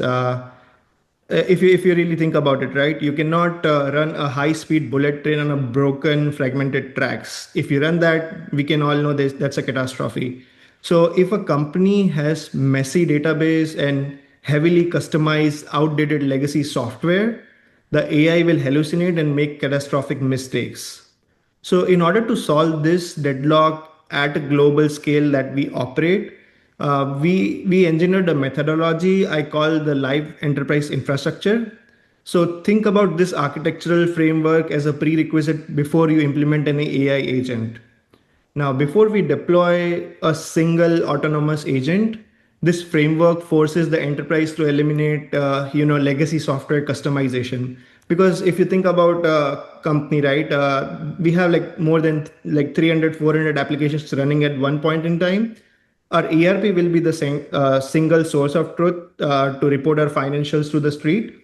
But then you have all these boundary systems, for planning, for reporting, for forecasting, for supply chain, for procurement, etc. Right? And because the company's business needs are so complex, you have built a lot of customizations to get around it to build manual workflows. Now, with the implementation of AI, if it's a messy workflow, as you can see on the left, it will lead to chaos, right? So the AI agent that will be making decisions for you within the end-to-end process, it will often hallucinate and provide bad outputs. So you need to make sure that you have your data very clean, your legacy software customizations limited, and consolidate into a clean single source of truth before you even think about implementing in AI agents, which is the prerequisite.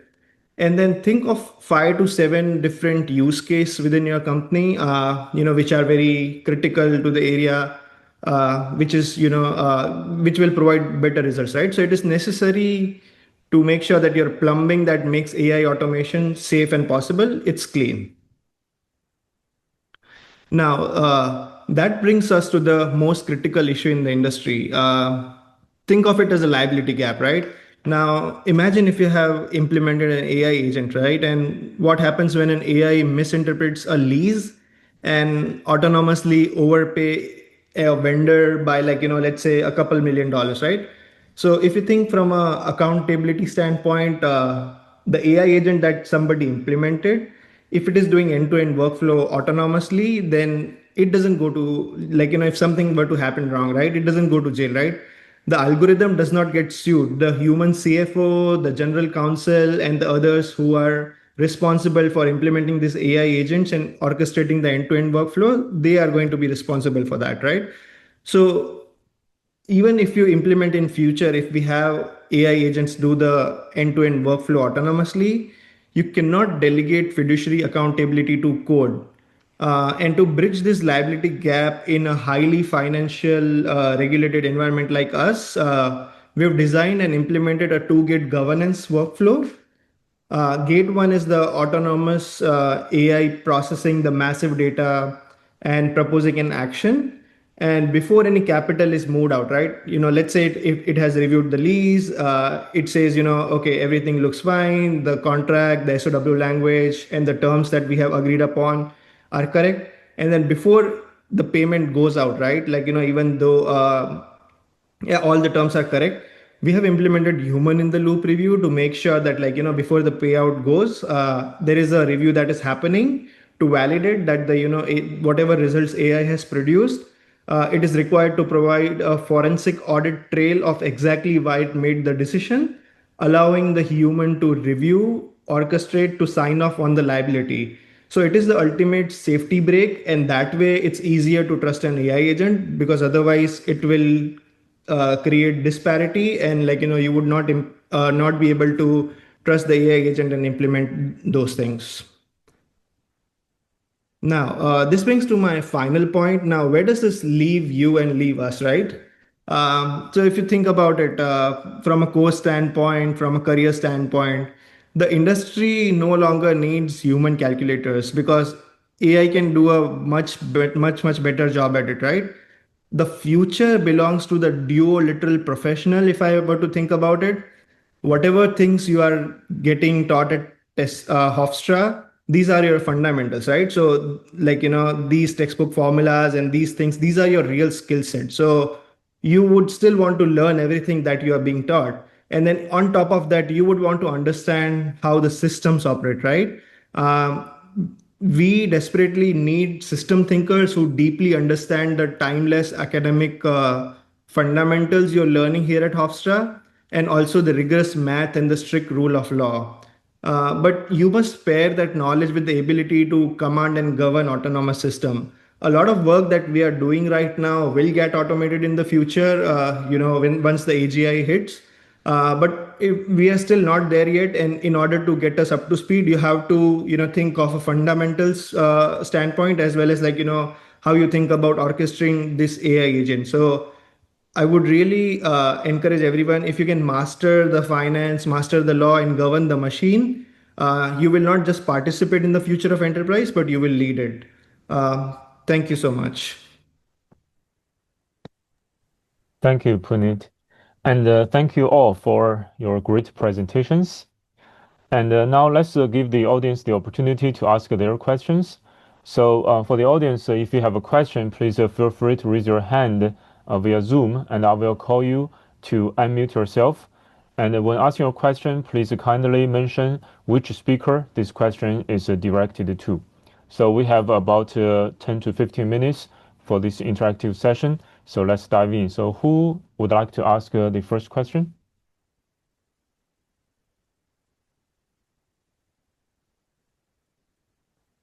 Any question from the audience?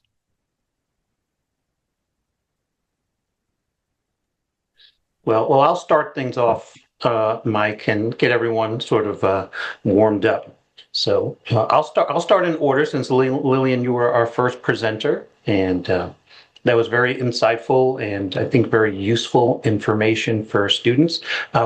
Would it be possible for me to maybe pin you down a little bit more specifically on what students should be doing right now, trying to position themselves in terms of the skills they should be developing? And that's a very broad question, but from your vantage point, how can they maximize their time while they're in class in this very, very dynamic, changing environment, in general and specifically for real estate, since most folks won't be going into real estate? Thank you in advance. Absolutely. Thanks for asking this. This is a topic that I care a lot about as a fellow Gen Z, where we grow up in a completely different world, and there's no one default path to success anymore, and we can kind of craft our own. So I think there's three things that you can do. number one is use AI to become a super learner in whatever industry that you're in. And then number two is being very intentional about the career path that you're designing to be able to maximize your strengths and advantages and market trends. And then finally is using social media to build a personal online brand so that you're not always pursuing opportunities, but also attracting opportunities to you. And I think these are three things that our generation have a significant advantage over all the other people who've already been in the workforce for a long time.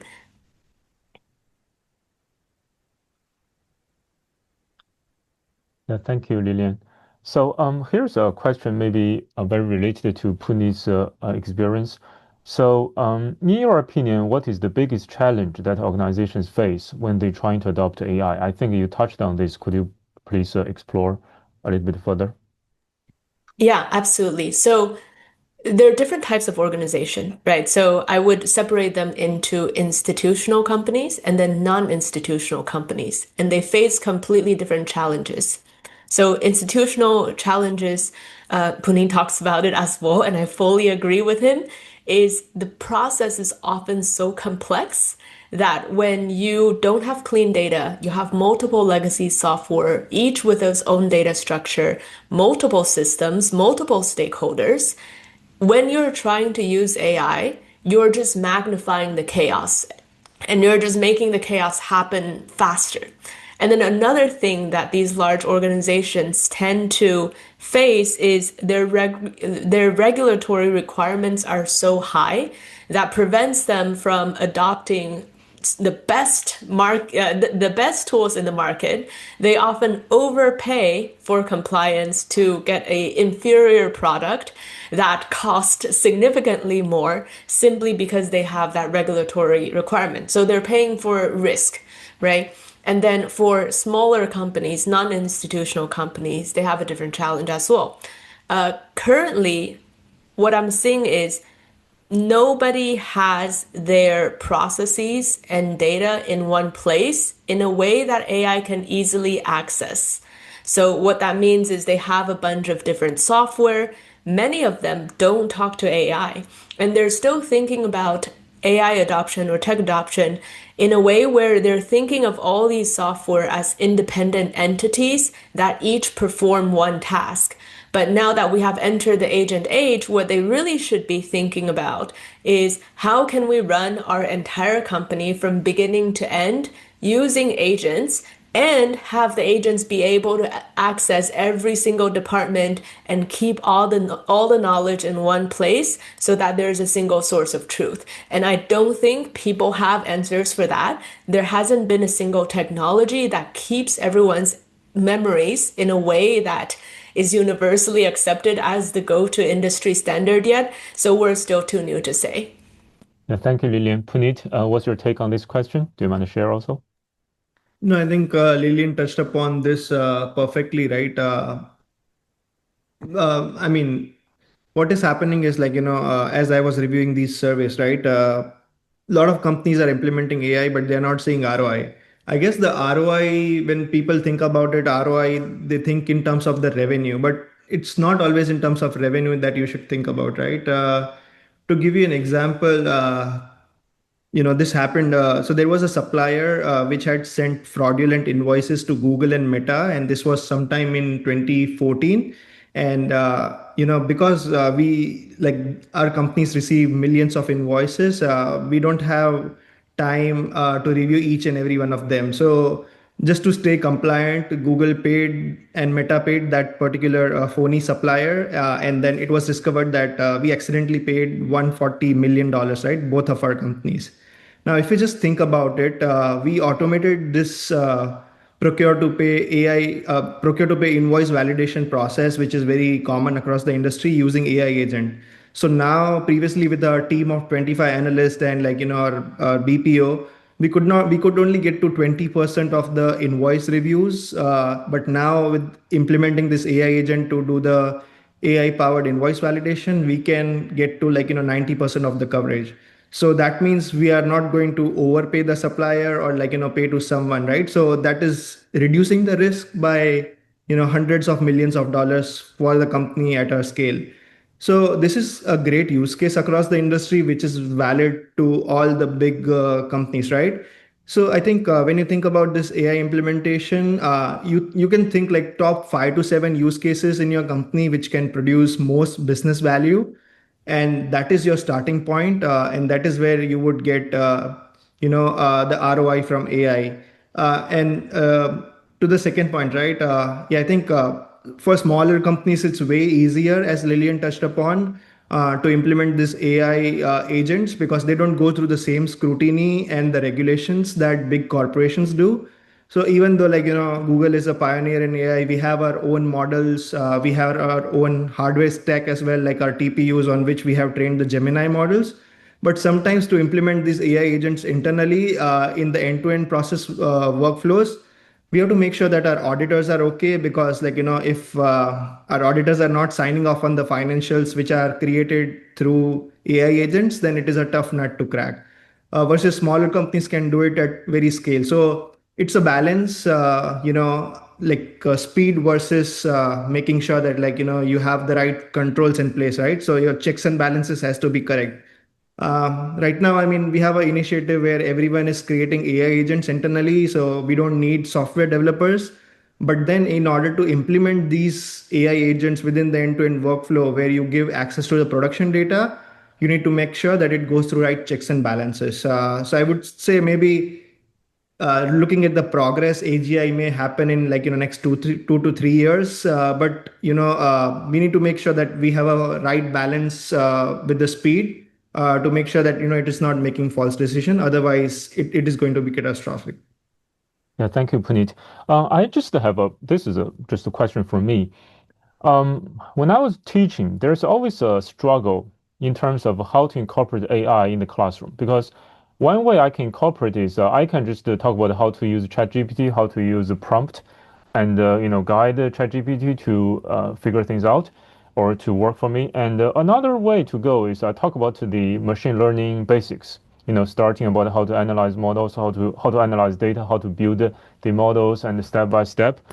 What's your take on this? I mean, in terms of combined with your own experience, is there a great need for us, professors, when we are teaching, for example, undergraduate class, to really stress on what's behind this ChatGPT, what's the modeling, or just to talk about the prompt writing for in these AI models? Yes.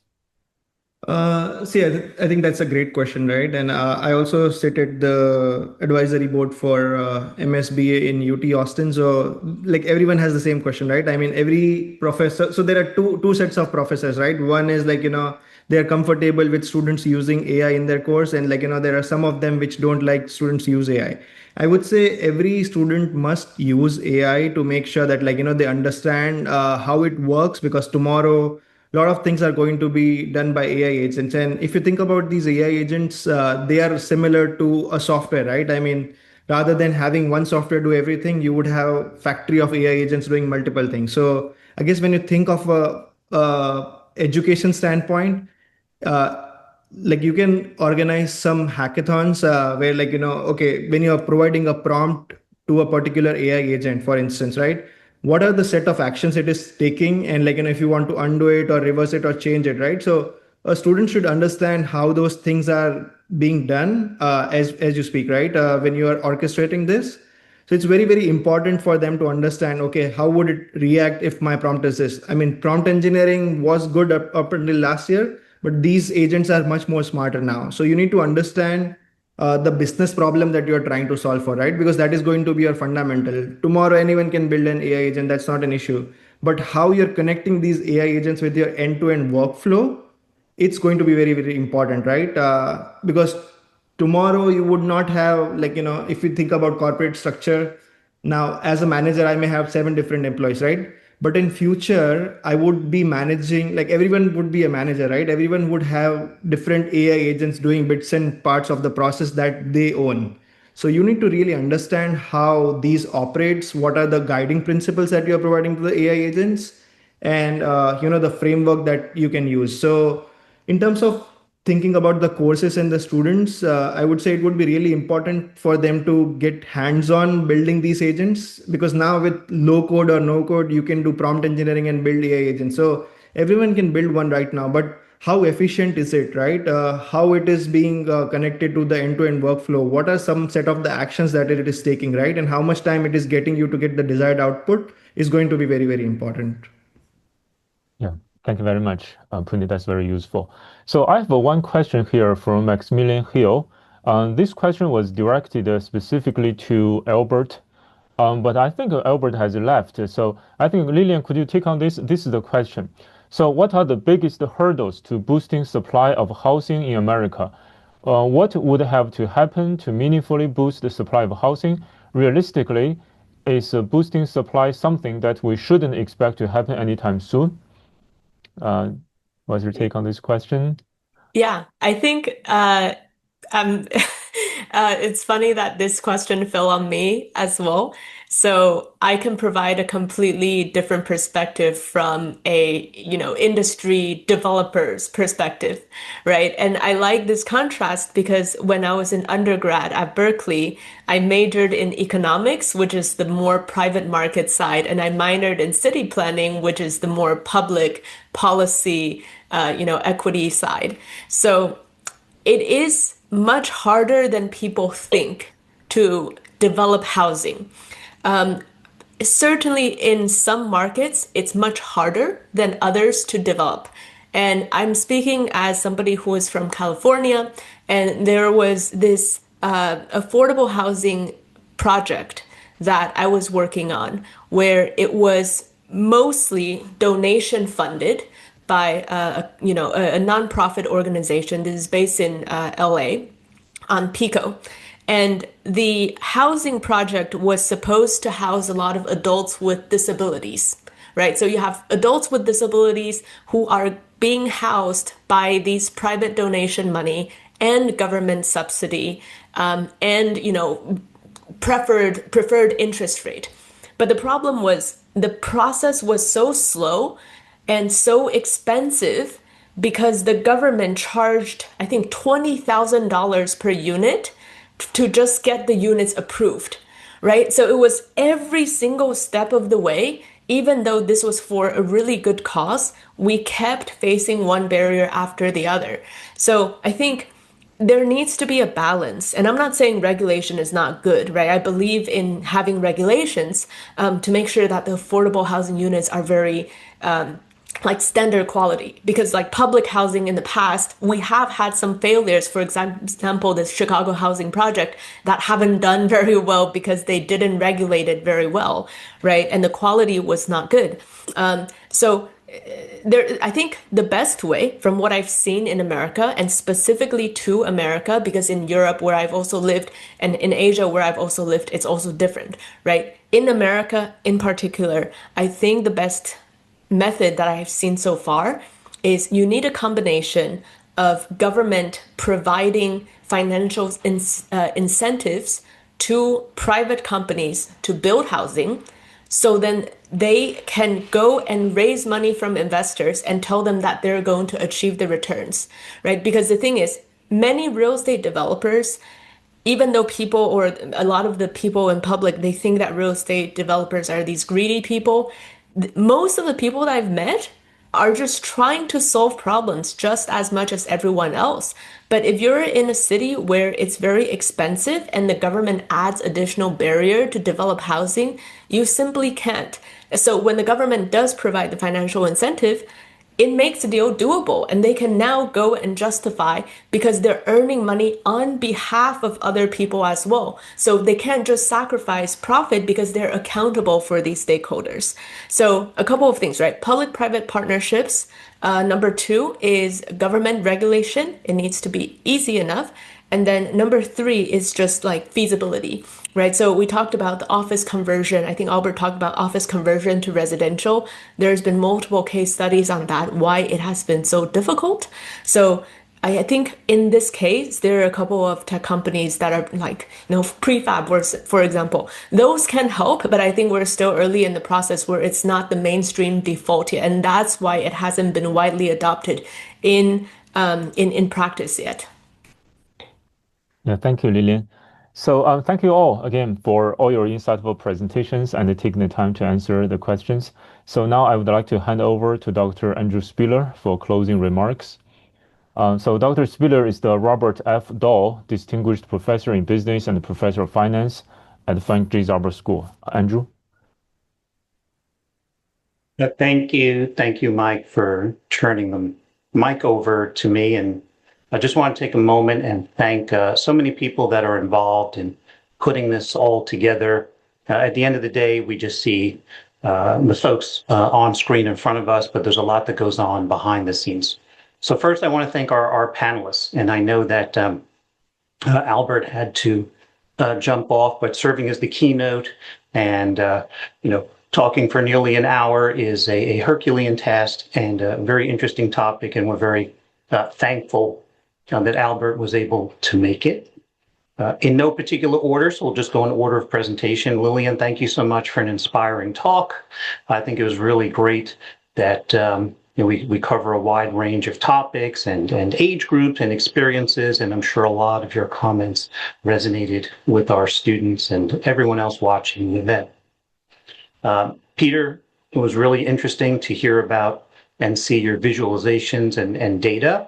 And I did want to note, didn't want to interrupt your presentation, that you do have a tie to Hofstra. You do live in the local area, which makes you part of the family, as well as you were sharing with me that way back when you were completing your PhD, you were actually, for a brief time, an adjunct in the economics department. So that's amazing as well. Neat. Thank you so much for sharing your insights on AI and best practices working at Google. I do want to highlight, of course, that you are an alumni, and we always want to have some alumni on our panel, and another way to connect with students. Thank you for taking the time to do that. This event would not be possible without the hard work of Laura Fetter, who's moderating the panel, and the 100x times things she does behind the scenes to make this successful. Thank you so much, Laura. I thank all the students. That's why we're here.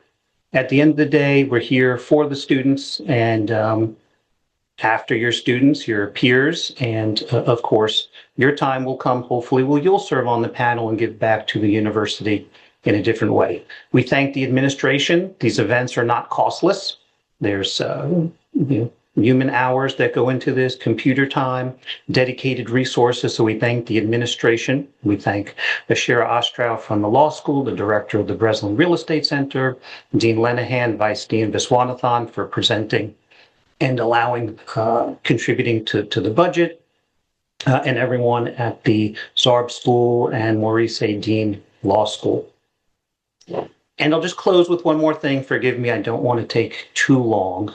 I think it's really, really important to think about the folks that came before us. And this year was in a way, an exciting year, but there was a bit of sadness. I'll call it celebration. So Wilbur Breslin, who founded the Real Estate Center and is a real estate giant in the local area, passed away. So we're very, thankful for his contributions. His name is all around campus, all around the area, and we do not forget that, and his generous funding to make this possible. And I also want to note that our keynote speaker from last year, Professor Kent Baker, one of my, best friends and mentors and colleagues, and I've known him, and he's been a real contributor to my professional growth for several decades. He passed away as well. So we do want to take the time to remember the folks that came before us, and remember that we're in a dynamic learning environment, and we want to continue to keep those connections, even though this was a virtual event. I really appreciate everyone's participation. And if you did not get your question answered, feel free to reach out to me or to our panelists. I'm sure they would be happy to get back to you. So once again, on my part, thank you so very much. And I will close it off here. And